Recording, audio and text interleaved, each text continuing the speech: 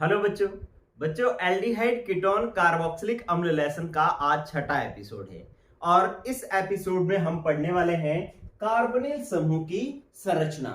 ये क्वेश्चन पहले एक दो बार बोर्ड के एग्जाम में पूछा गया है, इसलिए इसको आप अच्छे से सीखें। छोटा सा वीडियो है और ये एक आपको बढ़िया क्वेश्चन ये तैयार करके दे देगा। चलिए शुरू करते हैं। कार्बोनिल समूह की संरचना बिल्कुल आसान सा है।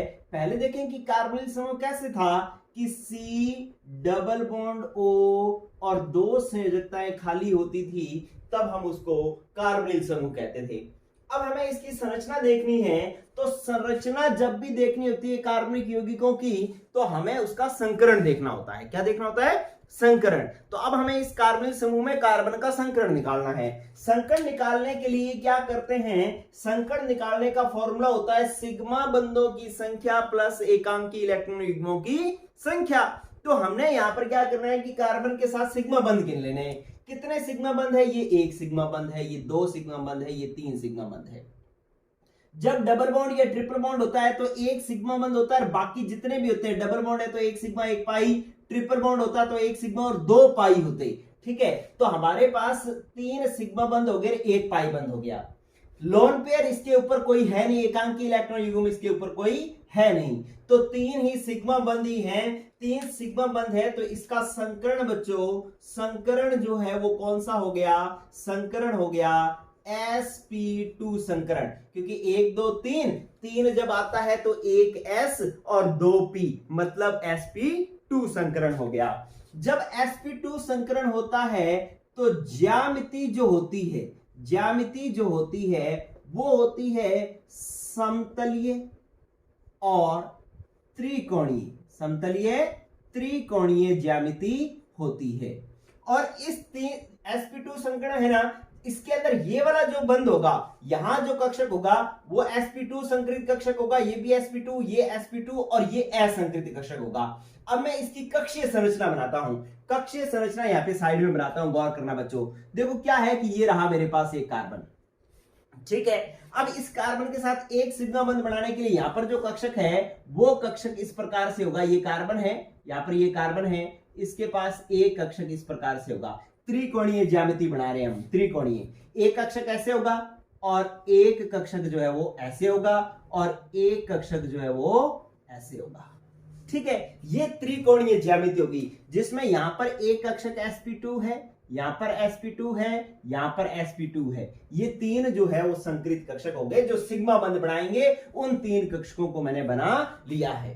ठीक है, अब इसके साथ क्या है कि एक जो है, एक इस प्रकार से असंकृत कक्षक पड़ा है, क्योंकि कार्बन के पास चार कक्षक होते हैं।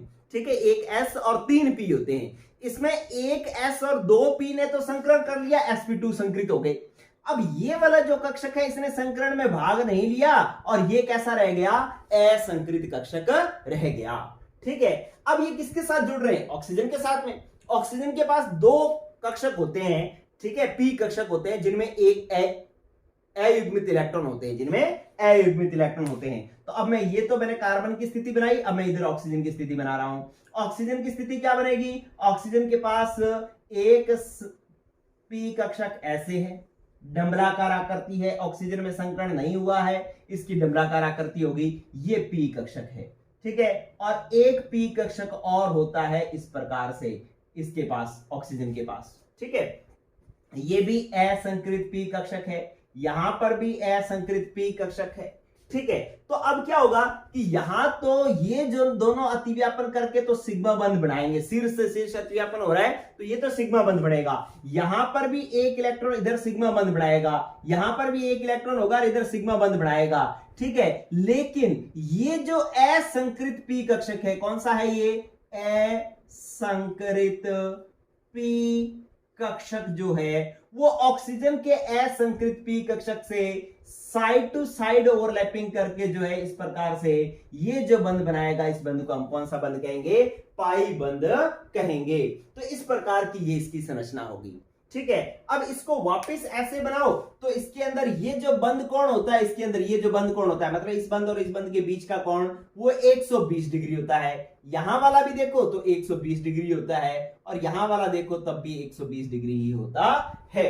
ठीक है। तो अब जब आपके पास एग्जाम में ये क्वेश्चन आएगा कि कार्बनिल समूह की संरचना बनाओ, तब आप क्या कहोगे कि कार्बनिल समूह में कार्बन sp2 संकृत होता है, इसकी ज्यामिति समतलीय त्रिकोणीय होती है, इसका बंध कोण 120 डिग्री होता है, ठीक है, और इसके अंदर तीन कार्बन के पास तीन sp2 संकृत कक्षक होते हैं, एक असंकृत p कक्षक होता है जो ऑक्सीजन के p कक्षक से अतिव्यापन करके पाई बंध का निर्माण करता है, ठीक है। तो इस प्रकार से आप कार्बनिल समूह की संरचना की व्याख्या कर सकते हैं, मतलब ये बना लेंगे और साथ में और क्या क्या लिख देंगे, इसके अंदर बंध कोण का मान लिख देंगे, बंध कोण कितना बच्चों 120 डिग्री, और क्या लिख दोगे कि इसके अंदर तीन क्या होते हैं, तीन sp2 संकृत कक्षक होते हैं जो क्या करते हैं, तीन सिग्मा बंधों का निर्माण करते हैं, ठीक है। ये जो तीन sp2 संकृत कक्षक है वो तीन सिग्मा बंधों का निर्माण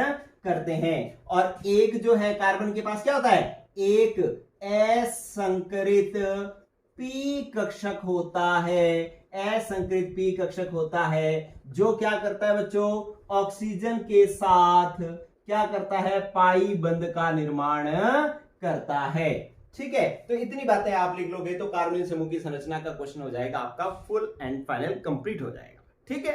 तो इस प्रकार से ये आपका एक क्वेश्चन हुआ कंप्लीट।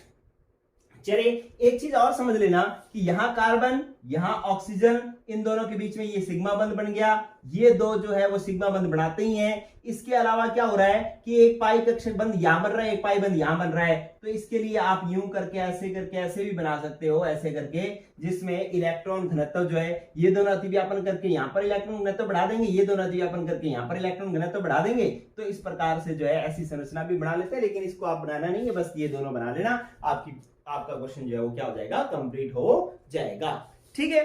चलिए अब एक बात और सीख ले आज की वीडियो में, बस आज की वीडियो कंप्लीट हो जाएगी, वो है कार्बनिल समूह की अनुनादी संरचना। इसका स्क्रीनशॉट ले लो बच्चों, इसका आप ले लें स्क्रीनशॉट। चलिए अब है कार्बनिल समूह की अनुनादी संरचना, उससे पहले भी एक बात और देख लेते हैं अपने। चलिए देखो स्क्रीनशॉट ले लिया होगा, इधर देखें, कार्बनिल समूह की अनुनादी संरचनाएं, अनुनादी संरचनाएं देखो बिल्कुल आसान सा है। ये रहा आपका कार्बनिल समूह, कार्बनिल समूह ये रहा C डबल बॉन्ड O, ये बंद, ये बंद। अब क्या होता है कि इसमें का ऑक्सीजन जो है वो क्या होता है, अधिक विद्युत ऋणी होता है, क्या होता है, अधिक विद्युत ऋणी होता है, ठीक है। तो क्या होगा कि ये इसके पास यहां पर दो लोन पेयर होते हैं। अब जब ये अनुनादी संरचना बनाता है तो एक स्थिति तो ये है, दूसरी इसकी संरचना ये बन जाती है कि ये पाई बंध उठ करके इधर चला जाता है, ये सिग्मा नहीं, कौन सा वाला, पाई बंध जब उठ करके इधर चला जाएगा तब क्या हो जाएगा कि यहां पर आ जाएगा आपके पास कार्बन, फिर आ जाएगा सिंगल बॉन्ड, ये दो लोन पेयर थे ही और ये दो बंध थे ही, लेकिन ये जो बंध था इसमें दो इलेक्ट्रॉन थे, एक ये और एक ये दोनों इलेक्ट्रॉन उठ करके ऑक्सीजन पर चले जाएंगे, ये लो यहां पर ऑक्सीजन पर आ गए। अब ये एक इलेक्ट्रॉन किसका था, कार्बन का ऑक्सीजन के पास चला गया, तो कार्बन पर इलेक्ट्रॉन की कमी होगी तो इस पर कौन सा आवेश आ जाएगा बच्चों, प्लस आवेश आ जाएगा। और ऑक्सीजन ने क्या किया है, कार्बन का इलेक्ट्रॉन खींच के ले गया, तो ऑक्सीजन पर एक इलेक्ट्रॉन ज्यादा हो जाएगा तो इस पर कौन सा आवेश आ जाएगा, माइनस आवेश आ जाएगा। तो ये इसकी दो अनुनादी संरचनाएं, एक ये वाली और एक ये वाली, दोनों में मैंने डबल एरो का तीर लगाया, एक तरफ तीर नहीं लगाया, अनुनादी संरचनाओं के बीच में डबल एरो वाला जो है बीच में निशान लगता है, ठीक है। अब इस अनुनादी संरचना में अगर आप देखें तो ये माइनस था पार्ट है, माइनस, जो माइनस हिस्सा होगा वो किससे सने रखेगा, किससे जुड़ने की कोशिश करेगा, प्लस से। प्लस आवेश किसमें पड़ा होता है, नाभिक में, तो इसका जो ऑक्सीजन वाला पार्ट होता है ना वो नाभिक स्नेही होता है। ये वाला भाग कौन सा होता है बच्चों, नाभिक स्नेही भाग होता है, ये ऑक्सीजन वाला। और जहां पर प्लस है वो किससे जुड़ेगा, माइनस से। माइनस किस पर होता है, इलेक्ट्रॉन पर, इसलिए हम इस भाग को क्या कहेंगे, ये इलेक्ट्रॉन स्नेही भाग है। कौन से वाला भाग है बच्चों, इलेक्ट्रॉन स्नेही या इलेक्ट्रॉन रागी भाग है। तो इसका मतलब है कार्बनिल समूह की अनुनादी संरचनाएं, सीड कार्बनिल समूह वाला एक संरचना बना लोगे, इसमें तो कोई दिक्कत ही नहीं है। इसकी दूसरी संरचना कैसे बनानी है, पाई बंध उठा करके इधर ले जाओ, ऑक्सीजन पर माइनस, कार्बन पर प्लस, प्लस वाला इलेक्ट्रॉन से नहीं भाग होगा, माइनस वाला जो है वो नाभिक से नहीं भाग होगा। ठीक है, तो इस प्रकार से हम क्या कर सकते हैं, इसकी अनुनादी संरचनाएं बना सकते हैं। ठीक है बच्चों, अब एक बात और रह गई, वो क्या है कि जो आपके पास ये जो अनुनादी संरचना है ना, इसके अंदर प्लस माइनस पार्ट बन गया, प्लस माइनस पार्ट बन गया, इसके अंदर क्या होगा कि यहां पर प्लस माइनस पार्ट बन जाने के कारण ये यौगिक कैसा हो जाता है, कार्बोनिल यौगिक जो है, कार्बोनिल यौगिक जो है वो कैसा हो जाता है बच्चों, ध्रुवीय हो जाता है। कैसा हो जाता है, ध्रुवीय हो जाता है। और जल कैसा होता है, जल भी होता है ध्रुवीय। ठीक है, और विलियम लेसन में आपने सीखा है कि समान समान को बोलता है, इसलिए जो कार्बोनिल यौगिक है वो जल में घुलेगा, पूर्णतः ध्रुवीय नहीं है इसलिए थोड़ा घुलेगा, लेकिन ये जल में घुलेगा, थोड़ा घुलेगा। ठीक है, तो आपके पास एक क्वेश्चन आया करता होता है, क्या क्वेश्चन आया करता होता है कि कार्बोनिल यौगिक जो है ना, कार्बोनिल यौगिक जो है, इसी कारण से कार्बोनिल यौगिक ईथर की तुलना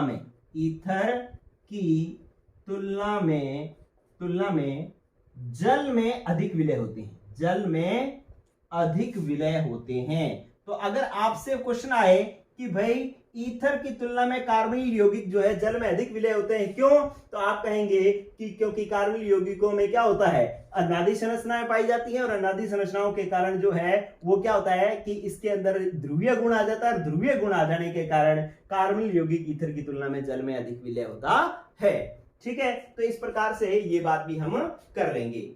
चलिए अब अपने क्या करते हैं कि नेक्स्ट जो पार्ट है, नेक्स्ट पार्ट, इसके अंदर बस एक और बात लिख लेंगे, वो आपको मैं बताता हूं, इसको नोट, इसका स्क्रीनशॉट ले लो एक। चलिए फिर एक बात और सुन लो, हो गया स्क्रीनशॉट। चलिए एक बात और है कि ऑक्सीजन और कार्बन में क्या होता है, ये वाला कार्बनिक समूह है, कहता है कार्बन व ऑक्सीजन की विद्युत ऋणता में अंतर के कारण, विद्युत ऋणता में अंतर के कारण, अब क्या होता है विद्युत ऋणता में अंतर के कारण, ये जो बंध के इलेक्ट्रॉन है, विद्युत ऋणता क्या होती है, बंध के इलेक्ट्रॉनों को अपनी ओर खींचने की क्षमता, तो ऑक्सीजन में बंध के इलेक्ट्रॉनों को अपनी ओर खींचने की क्षमता क्या होगी, ज्यादा होगी, तो इस पर क्या आएगा, आंशिक माइनस, और इस पर क्या आएगा, आंशिक प्लस।